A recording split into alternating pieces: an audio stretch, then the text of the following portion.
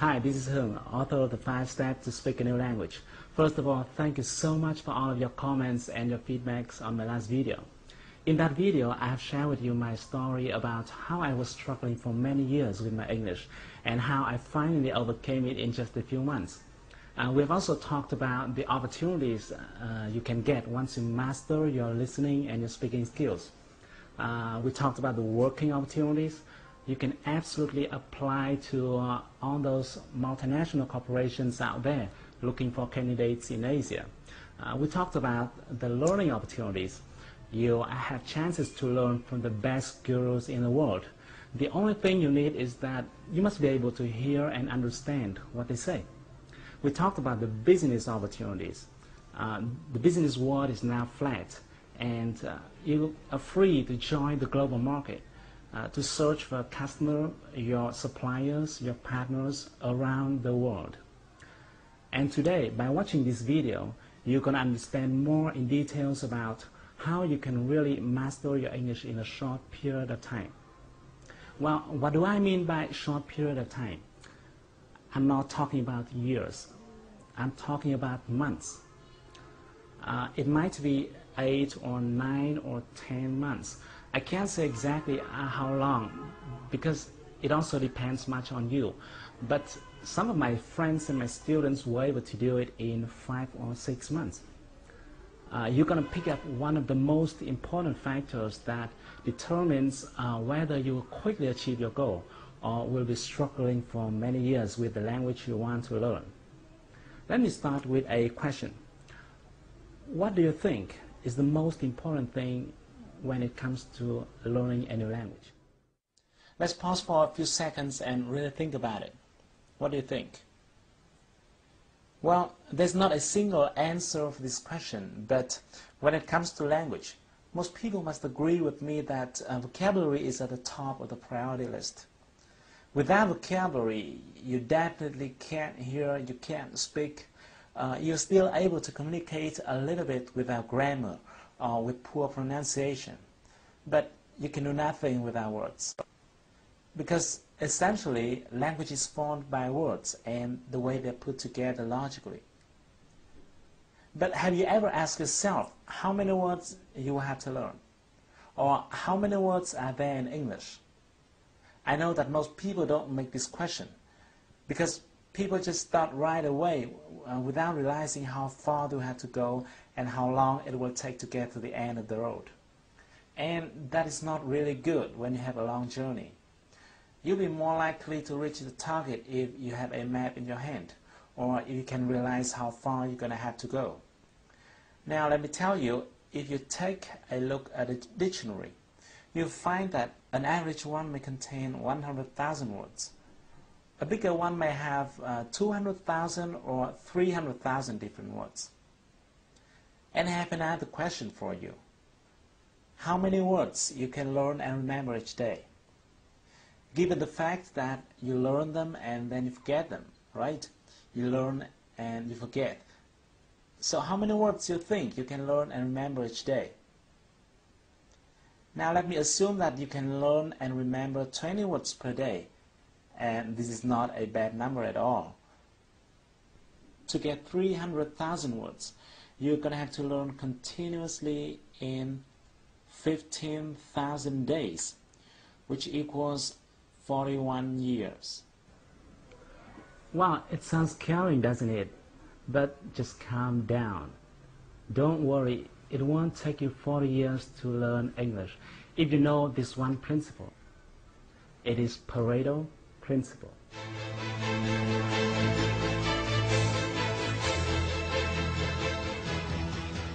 Even though you could have heard about it before, but let me give you a very quick review. Things in our world are arranged by an interesting rule, which is called the 80-20 rule. This was found by an Italian economist named Vilfredo Pareto. That's why it is also called the Pareto principle. In the beginning, he observed that 80% of the lands are owned by 20% of the population. And then he found that this number is true in many other fields as well. For example, 20% of the workers may produce 80% of the result.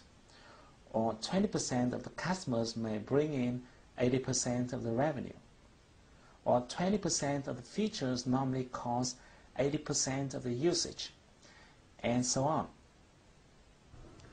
In fact, the rate 80 per 20 is rather a symbol than an exact number.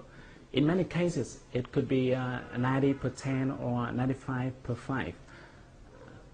The reason why this principle became famous is because, thanks to it, people could decide where to put their efforts into, like their time, their money, their resources, in order to get the most results. And the great thing is that this principle is also true in learning a new language.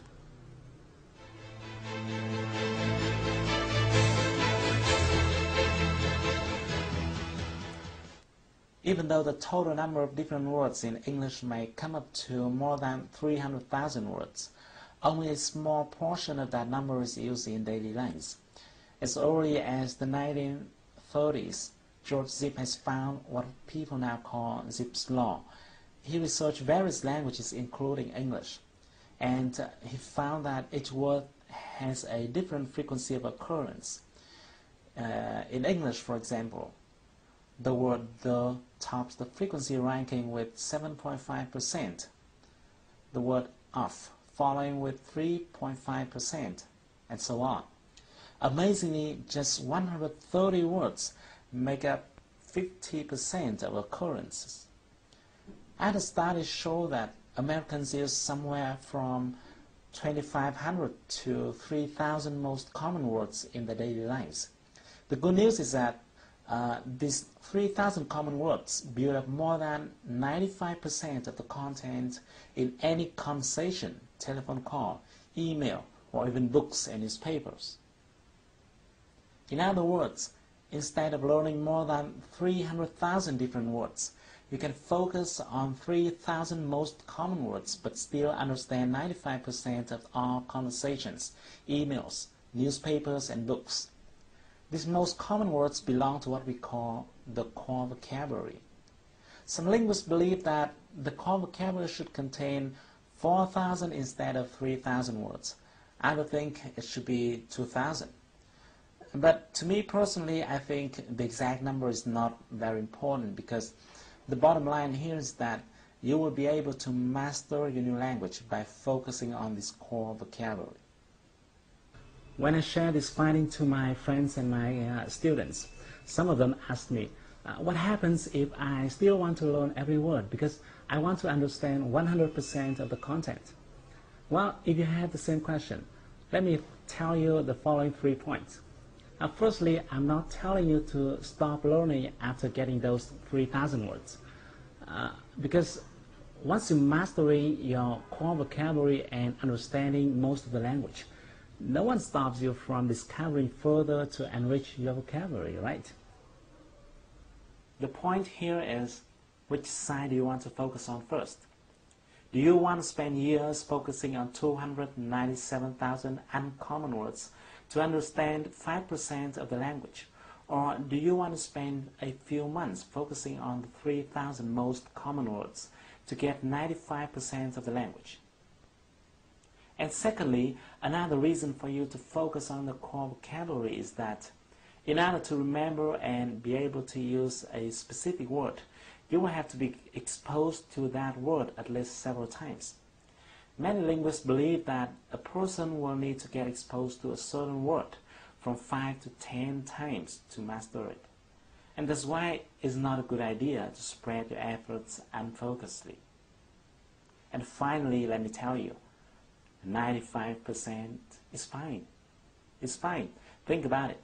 Getting 95% of a content is similar to getting 19 words of every 20 words. Let me give you an illustration.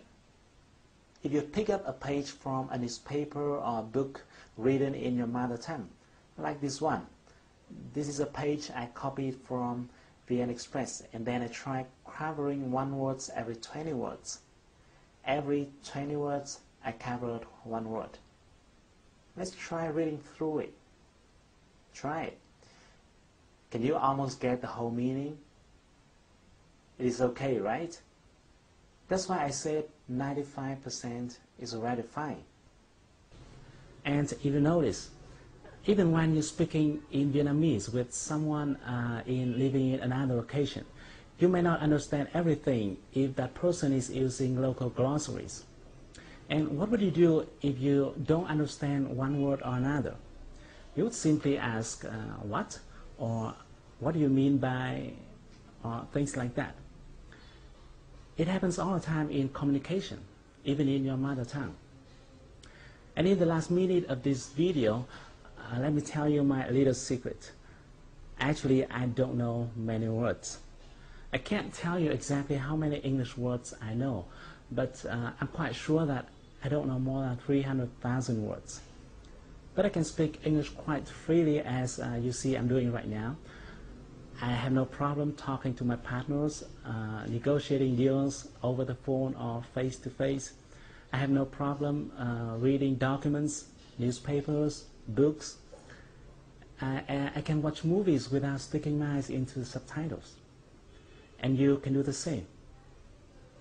Now that you've got one of the most important secrets that determines whether or not you will quickly achieve your goal in learning a new language.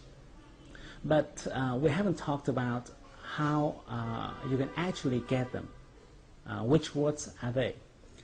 In the next video, I'm going to share with you a technique that will help you to quickly acquire all those important words. And the best thing is that you won't have to memorize them, but it will naturally go into your mind and will be retained in a long period of time. So, thank you for watching my video. If you like it, share it with your friends and your beloveds.